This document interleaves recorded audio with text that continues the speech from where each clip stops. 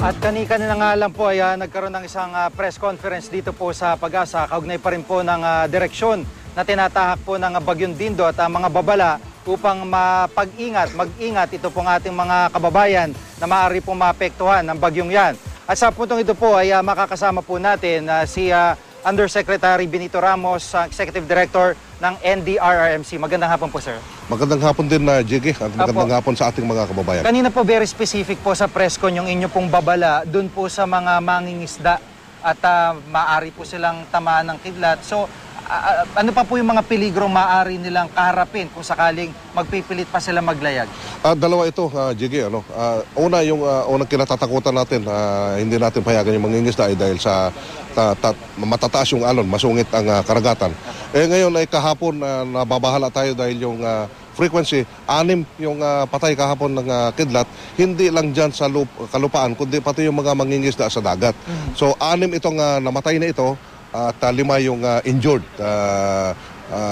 Nasa hospital pa sila ngayon. Kaya binabalaan natin itong mga mangingisda natin na wag mo na mangisda ngayon dahil sa alon at saka yung kidlat. At karaniwan sila nga po yung nawawala, biglang inaabot ng bagyo sa laot, so hindi na sila nakakabalik.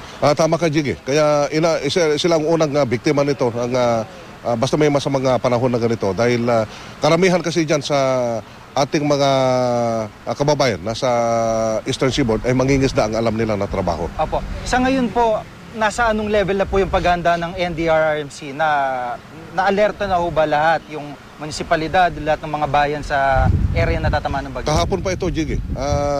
Yung Regions 1, Cordillera Administrative Region at saka yung Region 2. Yung local government units na ito ay naalertohan na sila kahapon pa.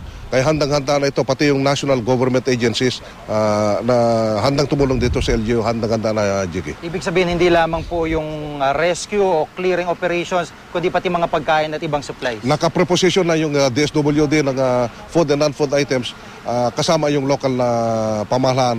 Lahat na, pati yung DOH nakapreposition at saka yung DPWH sa mga engineering equipment sa mga landslide prone areas. Sa experience nyo dito sa lugar ng Northern Luzon na maaaring tamaan po nitong bagyo, marami ho ba lugar dito na nagla-landslide o tinatamaan din ng flash flood?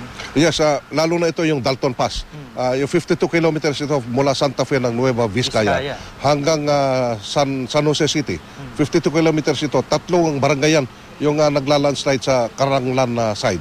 Kaya ito ay pinag-iingatan pa rin natin at saka yung sa Cordillera, lalo na yung Itogod na Lupiri Road papunta sa Kayapan ng Nueva Vizcaya to Baguio, yung Halsema Mountain Highway, Barangay Gunogon at saka yung Ambassador, at saka connecting Kalinga at saka yung Mountain Province doon sa Sabangan, at saka connecting Mountain Province to Ifugao, yung Mount Pulis, at connecting Cagayan at saka yung Kalanasan ng Apayao. Yan ang nagla-landslide, Jiggy. Pinag-iingatan natin ito. Opo, ano pong rekomendasyon nyo sa mga motorista na magta-transport ng mga goods sa panahon po na dadaan yung bagyo? Kailangan ba nila magre-route o wag na munang umalis sa pwesto nila? Ang suggestion ko, Jiggy, kung hindi importante yung lakad mo, wag ka muna magbiyahe sa kasagsagan nitong si Dindo. Nakalimutan ko, Jiggy, na i-remind ng ating mga kababayan na yung Magapit Bridge doon sa Lando ay under construction. 3 buwan na ito, kaya connecting Cagayan ito to Apayao and the Ilocos region.